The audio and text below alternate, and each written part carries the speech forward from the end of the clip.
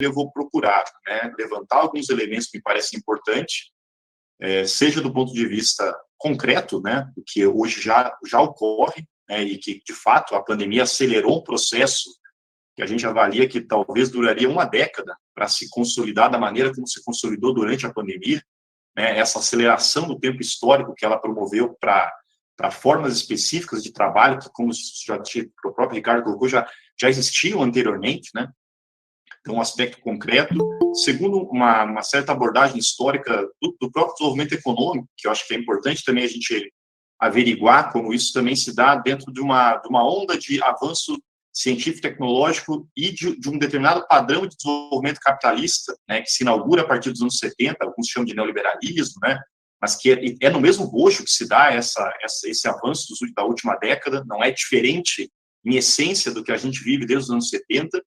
E, por fim, eu queria colocar o processo que toda tecnologia na sociedade capitalista é contraditória. A gente não pode analisar nem do ponto de vista apenas do que é positivo, apenas do que é negativo, mas não caindo numa reedição dos quebradores de máquina, né? Lá os ludistas do início da Revolução Industrial, a gente tem que fazer, de fato, uma análise da contradição desse processo em meio à sociedade capitalista, porque na sociedade capitalista, como a gente sabe, o que comanda o processo de implementação da tecnologia são dois elementos fundamentais. Primeiro, é a relação entre o custo da força de trabalho e o quanto a tecnologia substitui trabalhadores. E segundo, obviamente, como isso repercute na taxa de lucro, né? E no caso do Estado, dentro dessa racionalidade que está colocada hoje dentro do Estado brasileiro e de todo o Estado, né, de reduzir custos concretamente, inclusive em detrimento do serviço público, até porque existe hoje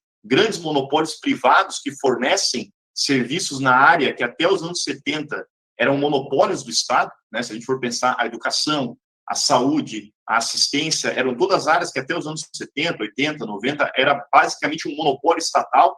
Hoje não, hoje você tem grandes conglomerados capitalistas que oferecem serviços, não vamos entrar aqui no mérito da qualidade, porque obviamente a qualidade, né, de um serviço orientado única e exclusivamente para o lucro é muito inferior ao que seria o serviço público, a função social do serviço público, mas existe. Então, há uma pressão de uma racionalidade para justamente utilizar dessas tecnologias, considerando o serviço público, para, de fato, reduzir, né, a própria incidência do público e o avanço do privado sobre essas áreas. Então, e por fim, um pouco dos desafios que me parece fundamental aqui nessa discussão, que é do mundo sindical. Como enfrentar isso, né?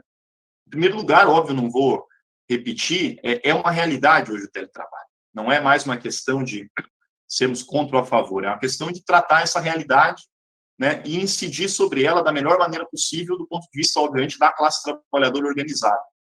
Porque, concretamente, né, o que hoje se dá, né, nessa forma de implementação, se a gente for pegar, né, tanto no setor privado quanto do público, não é uma implementação que se restringe ao setor de serviço e comércio, né? É uma implementação de trabalho remoto, teletrabalho, em todos os setores econômicos, inclusive nos setores industriais.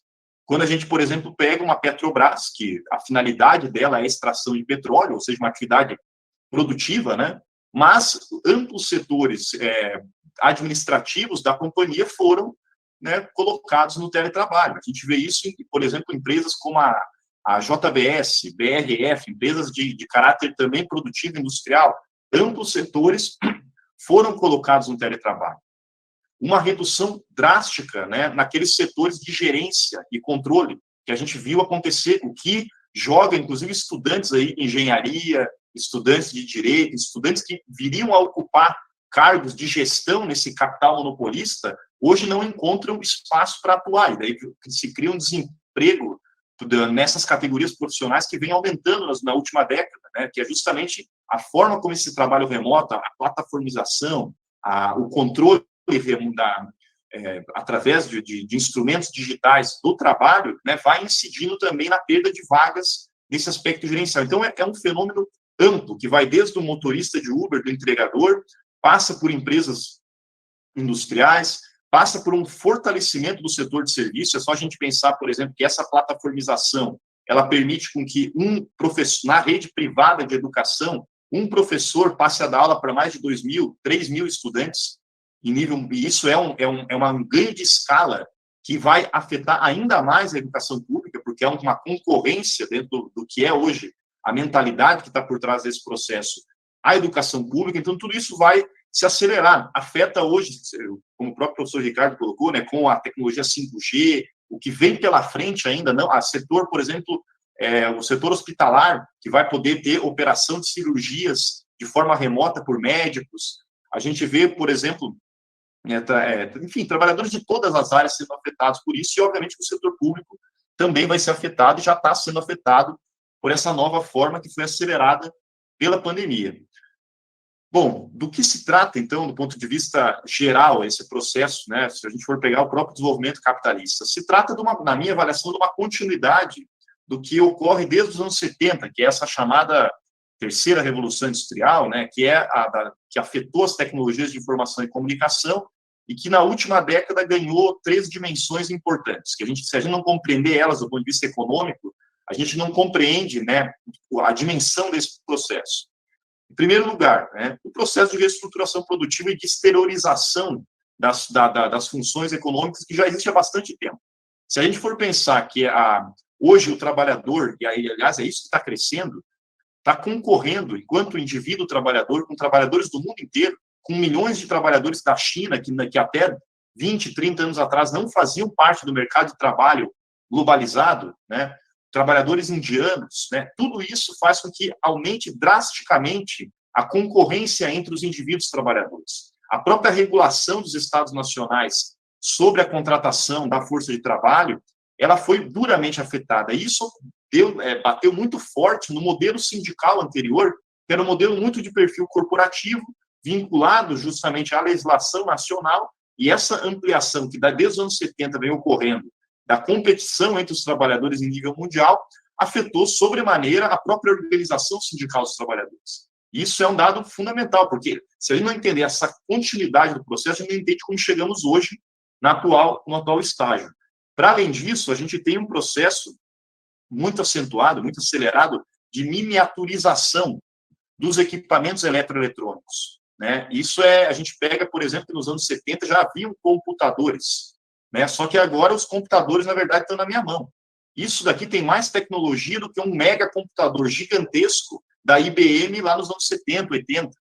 Então, isso faz essa miniaturização, que é fruto do desenvolvimento tecnológico, e que daí envolve, para a gente não achar que nosso teletrabalho aqui está desconectado do mundo real, da produção de mercadorias, envolve toda a integração, a padronização das mercadorias produzidas em escala internacional.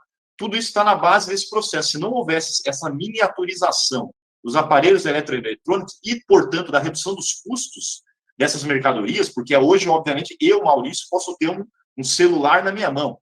Há 20 anos, 30 anos, 40 anos atrás, seria impossível um trabalhador com o meu perfil de renda ter um equipamento desse perfil. Então, o processo continuado do próprio capitalismo de reduzir o preço individual das mercadorias está na base disso. Todos nós podemos, bem ou mal, ter um computador em casa, uma conexão. E o outro elemento que eu considero importante do ponto de vista geral, que é o avanço da própria internet, né? Da conexão entre esses aparelhos. E aí, há ondas após ondas, desde a criação de antenas, cabeamento, que há uma expansão muito grande nas últimas décadas. Aquilo que seriam as ferrovias lá no final do século XIX, hoje é a expansão da malha, né, do cabeamento, da conexão, né, por satélite, tudo isso que constitui essa conexão entre computadores, entre celulares em escala mundial que a gente dá, que a gente coloca como internet. Então, esses fenômenos se acentuaram de tal maneira nas últimas décadas que permitem hoje que a gente tenha esse grau de pulverização.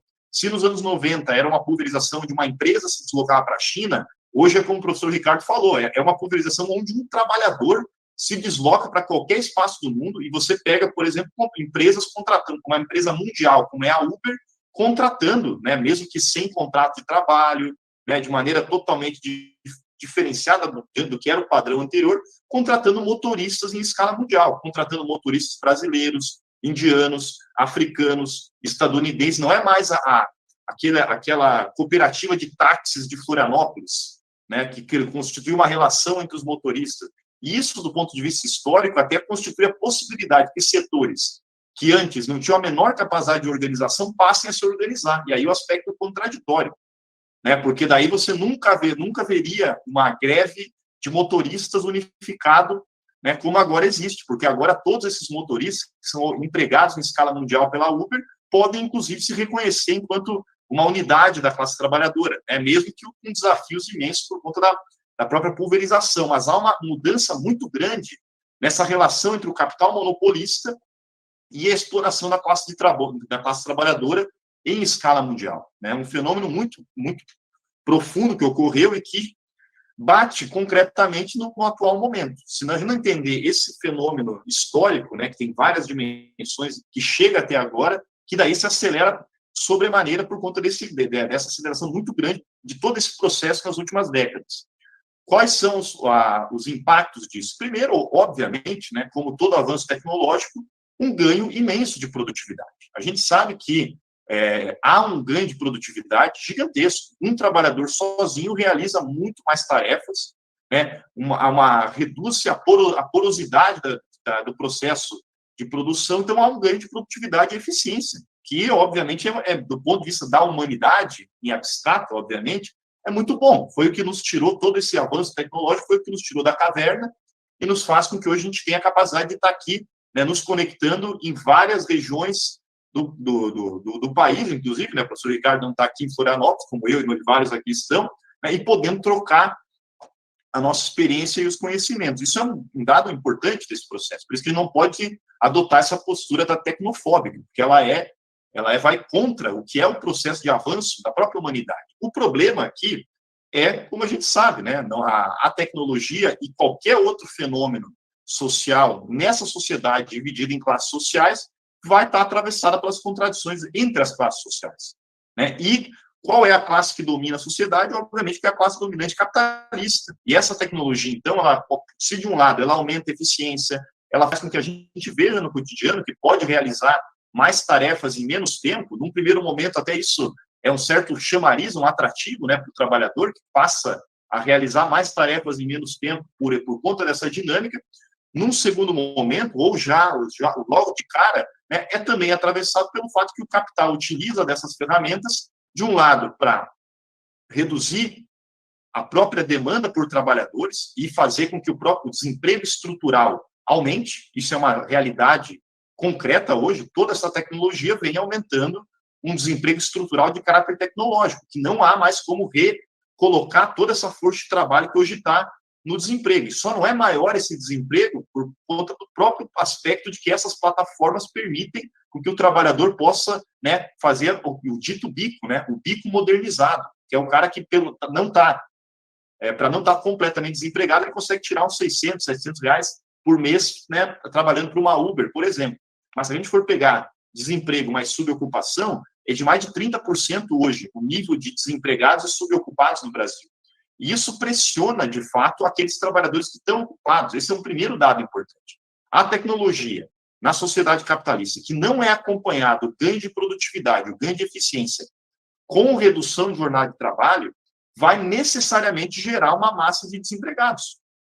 E essa massa de desempregados, pelas próprias leis do mercado capitalista, passam a pressionar os trabalhadores contratados. E é impossível entender o nosso momento de uma década de perda de direitos trabalhistas, direitos sociais, congelamentos salariais, dissolução de condições de trabalho, se a gente não compreender que desde 2015, inclusive quando é dada uma abertura muito grande para o avanço dessas tecnologias, a taxa de desemprego explodiu no Brasil, né, e explodiu em vários outros países do mundo. Então, isso está também de fundo colocado. Ao avançar a tecnologia, aumentar a eficiência, aumentar a produtividade, e não haver uma redução da jornada de trabalho condizente, necessariamente se eleva o nível de desemprego. E nível de desemprego alto faz com que abra um concurso público quando existe, e aqui, por exemplo, abriu concurso para professor da rede estadual de ensino de Santa Catarina, mais de 70 mil inscritos. Isso é a tônica desse momento, né? Portanto, é um primeiro fenômeno contraditório desse processo quando não há a redução da jornada de trabalho. E quando não há um movimento sindical, operário, organizado, porque vamos lembrar que na primeira Revolução Industrial, segunda Revolução Industrial, quando também houveram grandes avanços de produtividade, por exemplo, a máquina-ferramenta, né, que o Marx trata tão bem lá no Capital, na introdução, na tecelagem, se não fosse um movimento operário organizado, pautar a redução da jornada de trabalho, o primeiro fenômeno é da expansão brutal da jornada e da intensificação da jornada. E é o que ocorre hoje.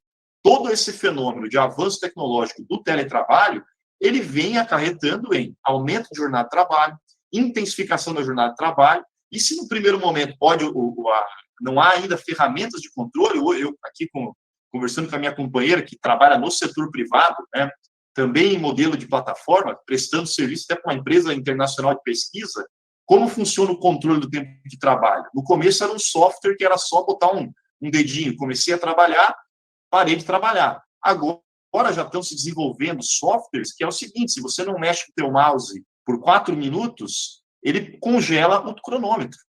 De tempos em tempos, aleatoriamente, vem um print da tua tela de computador. Então, tem fenômenos, tem ferramentas que o capital vai criando para fazer com que esse processo, que no começo pareça o império da liberdade, porque, de fato, se a gente não tem que gastar com combustível, como colocou o próprio Ricardo, né, você não está sujeito ao caos urbano das grandes cidades. Né, você não está sujeito à alimentação fora de casa, que está explodindo o preço. É óbvio que, num primeiro momento, há uma adesão, porque, de fato, melhora a vida. Concretamente, objetivamente, melhora a vida, ainda mais num quadro econômico que a inflação explode como está, porque acaba a pandemia, explode a inflação. Acaba a pandemia, não, desculpa. Acaba o isolamento social mais ferrenho da pandemia, logo na sequência explode a inflação. Isso em escala internacional. Então, obviamente que há uma nova onda de adesão ao teletrabalho, primeiro pela pandemia, segundo pela elevação dos preços. E isso faz com que a gente, às vezes, não compreenda, se a gente não oferecer uma saída organizada da classe trabalhadora, o império da suposta liberdade, no primeiro momento, vai ser, logo na sequência, né, substituído pelo império do controle total, que é basicamente o que já vem acontecendo nesses setores privados, e que, para chegar no setor público, não demora muito, até por conta da forma como o setor público vem adotando as tecnologias de controle e do setor privado. Então, é disso que se trata quando a gente fala, né, desses elementos regidos pela sociedade capitalista. Ou, por exemplo, outro elemento, né, a absorção dos custos pelo próprio trabalhador. Isso é uma realidade. Quando o computador estava barato, era tranquilo, mas o que acontece quando, em questão de 2 anos, aumenta em mais de 50% o custo do microcomputador? Quando os celulares passam pela própria inflação, elevar o seu preço. Então, tudo isso passa a ser absorvido pelo trabalhador. Então, é outro elemento a ser tratado, obviamente, pela classe trabalhadora organizada, porque individualmente é muito restrita a capacidade do trabalhador, né, se confrontar em relação a isso. E a forma também como isso afeta a própria ampliação do processo de terceirização, porque há, obviamente, uma facilidade ainda maior para se acentuar a ampliação do processo de terceirização numa legislação trabalhista brasileira hoje que está ainda mais facilitadora desse processo. E é só a gente pensar como a legislação de 2017 permite hoje a terceirização, inclusive, da atividade fim, o que vai gerar pressões, né, com todo esse pacote para o fim de contratação de servidores públicos efetivos e tudo que vai acarretando, ainda mais com que se realizam mais tarefas com menos servidores. Então, a gente vem num processo que, por várias dimensões, aprofunda o processo de exploração capitalista, que se dá no caso da classe trabalhadora com a intensificação do trabalho, redução da jornada, da porosidade da jornada, o tempo, a invasão do trabalho na vida doméstica, né? O sujeito aqui, estou lavando louça, estou pensando no trabalho, né? Porque eu lavo a louça no intervalo entre uma atividade e outra, né? E, obviamente, o professor Ricardo colocou que é muito importante, a ampliação do assalariamento por produto, né? O salário por peça, que é a forma mais adequada ao capitalismo, né? Porque o salário por jornada era uma forma de conquista da classe trabalhadora. O sujeito trabalha, recebe por uma jornada, mas quando você começa a receber por produção, por meta, isso vai gerando uma forma adequada ao capital de remuneração, que também, né, não permite ao trabalhador ter nenhum tipo de folga no ambiente de trabalho, e nem mais o cafezinho para poder falar mal do chefe do setor, a gente tem mais como forma de válvula de escape. Portanto, outra contradição importante, que é o adoecimento psicológico, que todas essas formas, não é por conta do teletrabalho em si, porque se fosse o teletrabalho acompanhado de redução drástica da jornada de trabalho, eu, inclusive usaria o tempo livre para poder jogar futebol, para poder socializar na praça, e se houvesse, obviamente, um espaço público, numa praça pública, né? Não é o problema do teletrabalho, o problema é a forma capitalista de uso do teletrabalho, que vem adoecendo também os trabalhadores na sua subjetividade, né? Que é o adoecimento psicológico. Se nos anos 90 virou uma epidemia, com a chegada dos computadores nas repartições públicas, virou uma epidemia de Ler e Dort, o que a gente agora vai estar vendo já na prática, né? É uma grande epidemia de adoecimento psicológico dos trabalhadores isolados, regidos por metas, e numa sociedade em crise, que daí soma-se a isso a ausência total de perspectiva. Porque os servidores públicos, por exemplo, mais de 6 anos de congelamento salarial, né, que vai acabando com qualquer perspectiva de construção no futuro, e o adoecimento psicológico vem. Para finalizar, então, diante desse quadro, né, que é tão contraditório, é fundamental retomar o processo de organização da classe trabalhadora. Não há como enfrentar o avanço do teletrabalho, o avanço da tecnologia, né, sem, de fato, tratar a tecnologia como classe trabalhadora organizada, sem os sindicatos participarem do processo de definição da forma de implementação. E por isso considero que é fundamental uma posição que não seja uma posição adesista ingênua, né? Os sindicatos têm que ser um elemento de conscientização para a contradição do processo, inclusive para ter capacidade de atuar diante desse processo, não na posição tecnofóbica, mas sim numa posição de fazer um processo que avance em vários sentidos. Em primeiro lugar, redução da jornada de trabalho, e aí não é uma questão específica de uma categoria ou outra, é uma questão da classe trabalhadora brasileira e internacional retomar a pauta da redução da jornada de trabalho, porque simplesmente essa pauta está fora de debate. É uma questão básica. Até os anos 90, a classe trabalhadora brasileira realizava jornadas anuais de luta pela redução da jornada de trabalho. O que aconteceu que depois dos anos 2000, inclusive da chegada, aliás, por conta da chegada dos governos ditos populares, se abandonam pautas históricas e estruturais. E isso vai gerando, né, obviamente, uma desarticulação do movimento dos trabalhadores, porque a classe trabalhadora sem pautas ofensivas, pautas que proponham temas importantes e estruturais, ela vai ficando desarmada. Então, portanto, eu acredito que é fundamental, e aí não é algo apenas da instância sindical, mas de todas as instâncias de organização da classe trabalhadora, inclusive partidárias, de retomar pautas fundamentais para atacar esse processo. Uma delas, a redução da jornada de trabalho, que para mim, na minha avaliação, é a central. Sem discutir redução da jornada de trabalho, toda forma de regulação é uma forma capenga, não consegue dar conta de enfrentar o fenômeno na essência. Ao reduzir a jornada de trabalho, combate-se o próprio desemprego estrutural e a concorrência de todos contra todos, que na prática é a guerra de todos contra todos que comanda a sociedade brasileira e a sociedade mundial hoje. Avançar diante disso na regulação desse processo. Regular, por exemplo, qual é a forma, né, de realizar esse teletrabalho, esse trabalho remoto.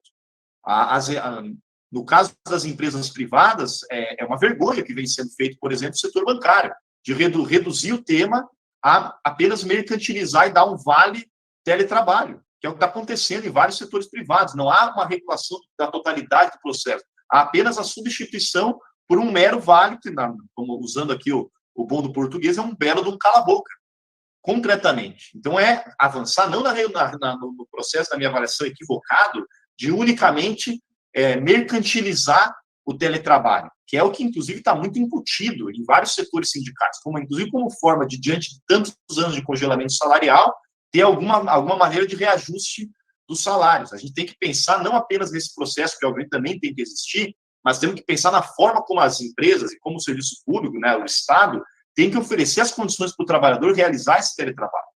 Tanto as condições do equipamento, as condições da conexão, as próprias condições do asseio e conservação do local de trabalho, as condições de vários trabalhadores que têm que dividir, né, junto com a sua companheira, eu, no meu caso, dividir com a minha companheira, que eu estou tendo que fazer essa live agora, minha companheira teve que ir para o quarto ter aula, né, porque o espaço também não está condicionado, não está adequado a essa forma de trabalho.